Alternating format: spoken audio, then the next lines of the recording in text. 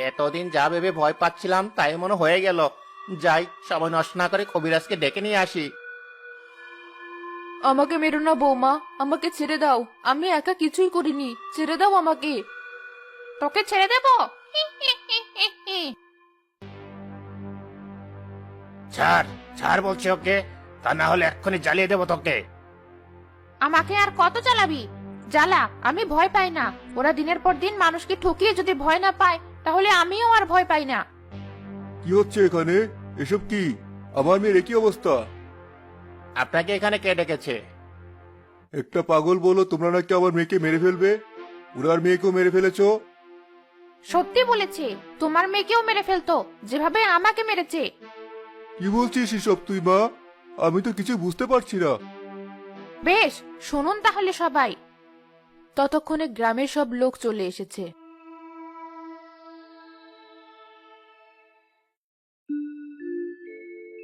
অনেক খুঁজে খুঁজে বিয়ের জন্য ভালো একটা ছেলে ঠিক করেছি। এখন ছেলের আমাদের মেয়েকে পছন্দ করলেই হয়। যা দিনকাল পড়েছে, মেয়ের বিয়েটা ভালোই ভালোই হয়ে গেলে বেঁচে যাই। তুমি ঠিকই বলেছ। তার উপর আমাদের মেয়েটাও খুব সরল। এর জন্য আমাকে আরো এত সময় নিয়ে ছেলে খুঁজতে হয়েছে। ভালো মানুষের দিন আর নেই। মা, আমি ঘরের সব কাজ শেষ করেছি। তুমি এবার রান্নাটা করতে পারো। আর যদি তোমার ভালো না লাগে তাহলে আমি না হয় করে দিচ্ছি। না না, আমি করছি।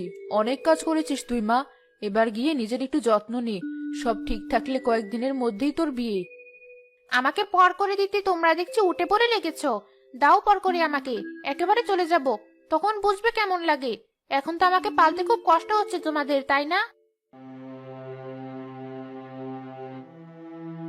দেখেছো মেয়েটা কেমন পাগলি। ও মনে করেছে ওকে পর করে দিতে এসব করছি, কিন্তু ও তো জানে না ও ছাড়া আমাদের আর কেউ নেই। আমরা ওর ভালো চাই বলে আগে থেকে ভালো একটা ছেলের সাথে ওর বিয়ে দিতে চাই। অসময়ে তুমি বা আমি চলে গেলে তখন ওকে দেখার আর কেউ থাকবে না। তুমি ওসব নিয়ে একদম চিন্তা করো না, আমি ওকে ঠিক বুঝিয়ে নেব। পড়ে পড়ে আর কত ঘুমাবি? ওঠ এবার। তোর কপাল যে এবার খুললো বলে, এভাবে ঘুমিয়ে থাকলে তো কপালের দরজা বন্ধ হয়ে যাবে। সকাল সকাল কি মস্করা শুরু করলে? কি হয়েছে সরাসরি বলো, এমন খামখেয়ালি আর ভালো লাগছে না। আমার কথাটা শুনলে এসব খামখেয়ালিও তোর খুব ভালো লাগবে। বেশ তো, যদি তাই হয় তাহলে সেটাই সরাসরি বলো এবার। এই দেখ, ঘটক তোর জন্য মেয়ের ছবি এনেছি। কি সুন্দর দেখ একবার। মা, তুমিও না। এমন রূপ দিয়ে কি করবো আমি? আসল কথা বলো দেখি। হ্যাঁ হ্যাঁ, ওসব নিয়ে তোরা একদম চিন্তা করতে হবে না। আমি ঘটককে যেমনটা দেখতে বলেছিলাম এটা ঠিক তেমন। মধ্যবিত্ত বাপের আদরের একমাত্র মেয়ে। ঝুলিতে যা আছে মেয়ের জন্য সব ঢেলে দেবে একেবারে। হি হি হি হি। চোখে হারায় যে মেয়েকে। সে না হয় বুঝলাম, কিন্তু আমাকে যে এত লোভ দেখাচ্ছ, তারা কি আবার আমার সাথে বিয়ে দিতে রাজি হবে? হবে না মানে? এক পায়ে খাড়া তারা। আরে বাবা, তারাও এমন পরিবার খুঁজছে যাদের বাড়তি কোনো ঝামেলা নেই। আমাদের পরিবার তো তেমনই। আমাদের পরিবারে কোনো ঝামেলা নেই, তাদের মেয়েকে বিরক্ত করার কেউ নেই। সে তো না হয় বুঝলাম, কিন্তু আরেকটু বড় লোক দেখে মেয়ে ঠিক করলে ভালো হতো না? মানে যাওয়ার সাথে সাথে পেয়ে যেতাম আর কি। দিন দিন তোর মাথার বুদ্ধি হাঁটুতে নেমে যাচ্ছে নাকি? ভাবতেই অবাক লাগছে তুই আমার ছেলে। এত কম বুদ্ধি আমার ছেলের হওয়ার কথা নয়। কি হয়েছে? আমি ভুলটা কি বললাম? আরে বাবা, বড় লোকরা নিজেরাই কিপটেমি করে, তারপর বড় লোক হয় বুঝলি। তারা মানুষকে দেয় না। তাছাড়া বড় লোকদের লোকের অভাব হয় না। একটু কিছু হলে তখন তোকে আর আমাকে জেলের ভাত খেতে হবে। আর এমন মধ্যবিত্ত ঘরের মেয়ে আনলে তাদের মেয়েকে একটু টাইট দিলেই দেখবি নিজেরা খেয়ে না খেয়ে মেয়ের শ্বশুর বাড়িকে ভরিয়ে দিচ্ছে। যাই করিস না কেন, তারা থানা পুলিশ করতে যাবে না। চাইবে যে করে হোক মেয়ের সংসার টিকুক। দরকার হলে ঘর বাড়িও বিক্রি করে দেবে। তুমি তা ঠিকই বলেছ। আমাদের সমাজে এমন বেকুব মানুষের অভাব নেই। ঘরে ঘরে এমন বেকুব মানুষ। তোমার যে হারে হারে বুদ্ধি তা মানতে হবে। তুমি তাহলে বিয়ের দিন তারিখ ঠিক করে ফেলো, আমার আর কোনো আপত্তি নেই।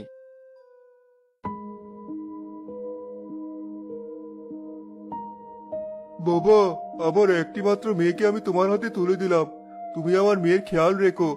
আমি গরিব মানুষ হতে পারি, তবে আমার মেয়েকে আমি কখনো কোনো কষ্ট দেইনি। তুমি আমার মেয়েকে দয়া করে কোনো কষ্ট দিও না। ওসব নিয়ে আপনি একদম ভাববেন না। ওকে আমি খুব ভালো রাখবো, দেখবেন। বেআইন, আমার মেয়েটা এমনিতে বেশ লক্ষ্মী, কাজও পারে। তারপরও কোনো ভুল হলে বা কিছু না পারলে ওকে একটু কষ্ট করে শিখিয়ে দিবেন, দেখবেন পরে আর সে কাজে ভুল হবে না। আরে বেআইন, কিসব বলছেন আপনি? আমি মরে গেছি নাকি? যা কাজ আছে সব আমিই করব। ও আমার ঘরের মেয়ে হয়ে থাকবে, একদম চিন্তা করবেন না। বেলা পড়ে যাচ্ছে, এবার দয়া করে আমাদের বিদায় দিন, আর মেয়েকে দেখতে যাবেন কিন্তু। হ্যাঁ, মাঝে মাঝে গিয়ে আপনারা রিতাকে দেখে আসবেন। মাঝে মাঝে গিয়ে দেখে আসবো মানে? তোমরা আসবে না? কি বলছেন? বললাম না রীতা আমার বাড়িতে আমার মেয়ে হয়ে থাকবে। এতদিন তো আপনার কাছেই ছিল, এবার আমার মেয়েটা না হয়ে কিছুদিন আমার কাছে থাকবে। বেআইন মজা করছে, সময় হলে ঠিক পাঠিয়ে দেবে। পাঠাবো না চাই, একবার শুধু নিয়ে যাই, তারপর বুঝবেন কত দানে কত চাল হয়।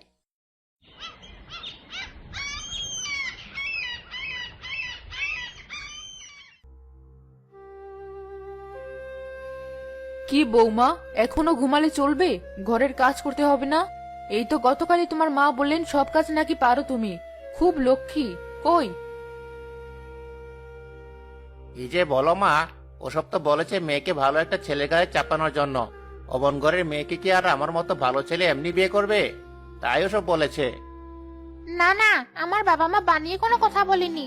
আসলে আমি খুব ক্লান্ত ছিলাম, তাই বুঝতে পারিনি এত বেলা হয়ে গেছে। আমি এখনই সব কাজ করে দিচ্ছি। টালি তো এরা বাবা মায়ের সাথে কি সুন্দর করে কথা বললো, আর আজে এমন করছে কেন? নাকি আমি আসলেই বড় কোনো ভুল করে বসেছি? কিছুই বুঝতে পারছি না। এখন এত ভেবে আমার কাজও নেই, তাড়াতাড়ি রান্নাটা শেষ করি। মা, প্রথম দিনে ওকে কিন্তু বেশ চাপে ফেলা গেছে। হি হি হি হি। সে তুই একদম ঠিক বলেছিস বাবা, আর এটাও বুঝলাম খুব একটা ফোনা তুলতে পারবে না। আর তুলতে চাইলে বীজ দাঁত সাথে সাথে ভেঙে দেব। ওর ছবল খাওয়ার অপেক্ষায় থাকবো নাকি?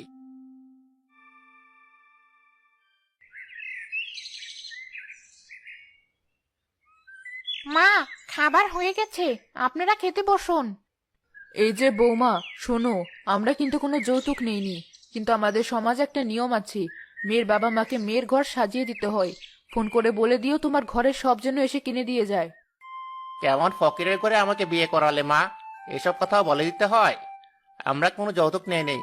কোথায় এসব জিনিস বিয়ের দিনই দিয়ে দিবে, সাথে একটা বাইকও? তা না, মেয়েকে পার করে দিয়ে নিজেরা নাকে তেল দিয়ে ঘুমাচ্ছে। হ্যাঁ তাই তো, আর এদিকে আমাদের লজ্জায় নাক কাটা যাচ্ছে। পাড়ার লোকেরা এসে যদি বলে মেয়ের বাবা কি দিল, তখন কি বলবো? এই মুখ তখন কোথায় লুকাবো? পাড়ায় লোকে বলবে ফকিরের ঘর থেকে মেয়ে এনেছি।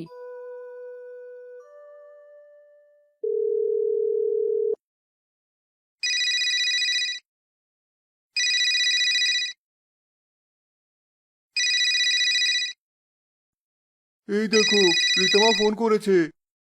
ধরো ফোনটা, মেয়ের ফোনের খুশিতে তুমি তো ফোন ধরতেই ভুলে গেছো। হ্যাঁ হ্যাঁ, ধরছি। হ্যালো রীতামা। কি রে মা, তুই এভাবে কাঁদছিস কেন? কি হয়েছে বল আমাকে। পাগলি মেয়েটা একটা দিন আমাদের থেকে দূরে থাকতে পারছে না, ফোন করে কাঁদছে। বাবা, তোমরা আমাকে এমন খালি হাতে কেন পাঠালে? এখানে আমার স্বামী শাশুড়ি নাকি আমার জন্য সমাজে মুখ দেখাতে পারছে না। এখানকার বউরা নাকি বাপের বাড়ি থেকে ঘর সাজানো সব নিয়ে আসে, একমাত্র আমি নাকি ফকিরের মতো এসে উঠেছি। আচ্ছা আচ্ছা মা, আমি বুঝতে পেরেছি। তুই আর কান্না করিস না। আমি কালকে ঘরে সব জিনিস নিয়ে তোর শ্বশুর বাড়িতে আসছি, কেমন? এখন আর কান্না করিস না। কি হয়েছে? কি দিতে হবে? কিসের কথা বলছে রীতা? আমরা তো আসলে বোকা, বুঝলে? এমন করে মেয়েকে বিয়ে দিয়েছি, অথচ মেয়েকে একেবারে খালি হাতে পাঠিয়েছি। কালি ওর ঘরে সব জিনিস নিয়ে গিয়ে ওকে একেবারে দেখে আসবো। সেসব তো ঠিক আছে, কিন্তু এত টাকা কোথায় পাবে তুমি? জমানো সব টাকা তো বিয়েতে খরচ হয়ে গেছে। জমিটা বন্ধক রেখে হলেও টাকার ব্যবস্থা করতে হবে, এছাড়া আর কোনো উপায় নেই। পরে না হয় টাকা পরিশোধ করে জমি ছাড়িয়ে নেব। যেটা তুমি ভালো মনে করো সেটাই করো।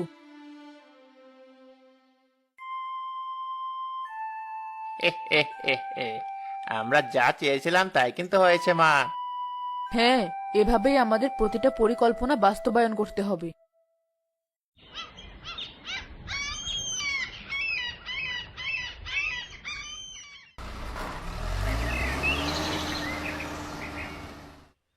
রীতা, রীতামা, কোথায় তুই? দেখ, আমি চলে এসেছি। তুমি এসেছো বাবা? কেমন আছো তুমি? মা কেমন আছে? এই যদি হয় আপনার শিক্ষা, তাহলে মেয়ের শিক্ষা কেমন হবে? বেআইন, কি বলছেন এসব? কি হয়েছে? আমি তো কিছুই বুঝতে পারছি না। থাক থাক, আপনাকে কষ্ট করে আর নাটক করতে হবে না। মেয়ের শ্বশুর বাড়ি এসে বাড়ির লোকদের সাথে আগে কথা না বলে মেয়ের সাথে আগে কথা বলছেন। কি ভেবেছেন বুঝি না আমরা? 2 টাকার জিনিস সাথে নিয়ে এসেছেন, হাওলাত করে এনেছেন, আর যেন কিছু না চায় সেসব মেয়েকে আগে আগে বুঝিয়ে দিচ্ছেন, তাই না? ছিছি, এসব আমি কিছুই বলিনি। মেয়েটা বড় আদরের। ও চলে আসার পর থেকে মনটা আনচান করছিল, তাই আসার সাথে সাথে আগে ওর সাথে কথা বলেছি। আমার ভুল হয়ে গেছে। মা, কে এসেছে? তোর শ্বশুর এসেছে, সাথে করে তোর ঘর সাজানোর জিনিস নিয়ে এসেছে। ওই দেখি কি নিয়ে এসেছে।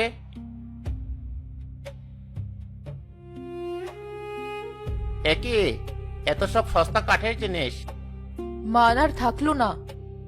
না মানে বাবা, কি মানে মানে করছেন?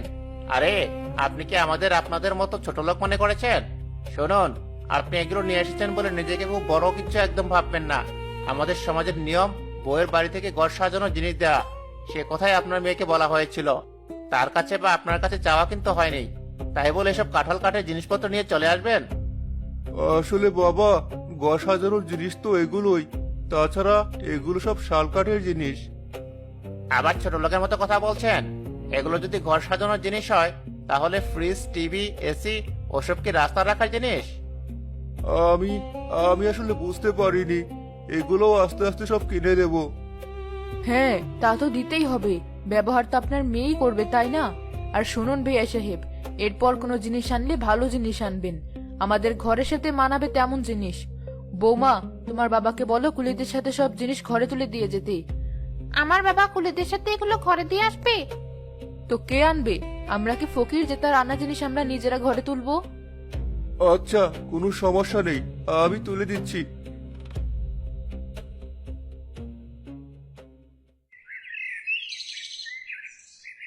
যা গরম পড়েছে, তাতে আর টেকা যাচ্ছে না। এই শোনো, তোমার বাবাকে ফোন করে বলো একটা এসি দিয়ে যেতে।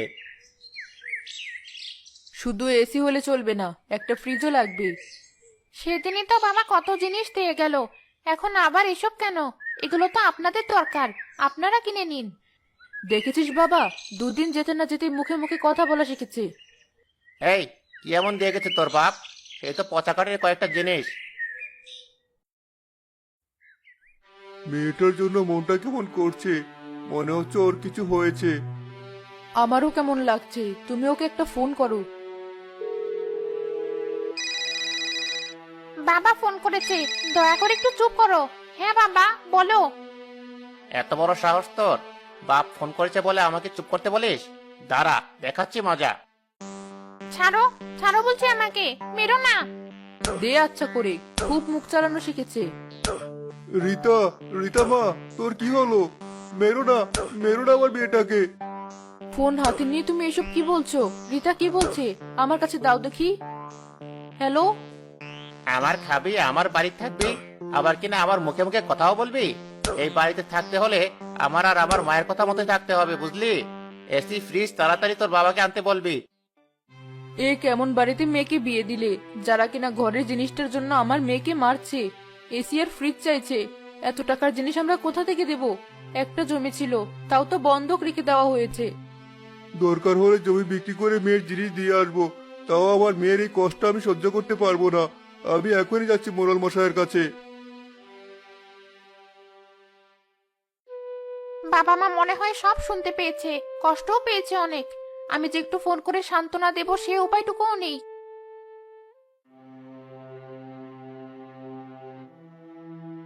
সবই বুঝলাম, জমি তো আমি কিনতেই পারি, কিন্তু এর আগে তো আমার কাছেই জমি বন্ধক রেখে টাকা নিয়েছো। এখন তাহলে সেটার কি হবে? আপনি সেই টাকা কেটে রেখে বাকি টাকা আমাকে দিয়ে দিন, তাতেই হবে। সে না হয় দিলাম, কিন্তু তারপর তুমি কি করবে? সম্বল বলে আর তো কিছুই থাকবে না। দরকার হলে লোকের বাড়িতে কাজের লোক থাকবো, তবুও আমার মেয়ের কষ্ট সহ্য করতে পারবো না। আপনি আমাকে দয়া করুন মোড়ল মশাই। বেশ, এই নাও বাকি টাকা।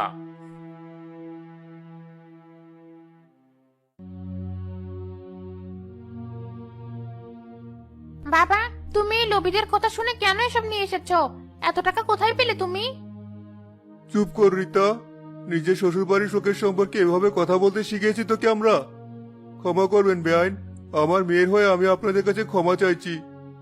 বাবা, তুমি কেন এদের কাছে ক্ষমা চাইছো? আমার জন্য আর কত ছোট হবে তুমি? তোকে চুপ করতে বলছি আমি। বেআইন, জামাই, তোমরা যা চেয়েছো আমি তাই দিয়ে গেলাম। তোমরা আমার মেয়েকে আর কষ্ট দিও না, ওর কষ্ট আমি সহ্য করতে পারি না। আরো কিছু লাগলে তুমি আমাকে বলো, কিন্তু আমার মেয়েটাকে কষ্ট দিও না। বাবা, এভাবে চলে যেও না, দাঁড়াও। বাপ ছিল বলে তোর মুখ খুব চলছিল তাই না? সেদিন মার খেয়েও শিখতে হয়নি তোর। আজ আর তুই রক্ষা পাবি না। দেখি কে বাঁচাই তোকে। হ্যাঁ, ওর বাপ মা ওকে যে শিক্ষা দিতে পারেনি, আমরা আজ ওকে সেই শিক্ষা দিব, যেন আর কোনোদিন আমাদের মুখের ওপর আর একটা কথাও বলতে না পারে।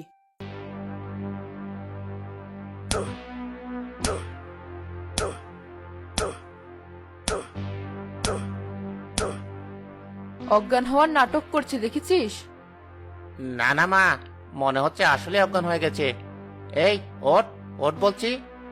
এ কি, এ তো মরে গেছে মা। এবার কি হবে? লোক জানাজানি হলে তো আমাদের জেলের ভাত খেতে হবে।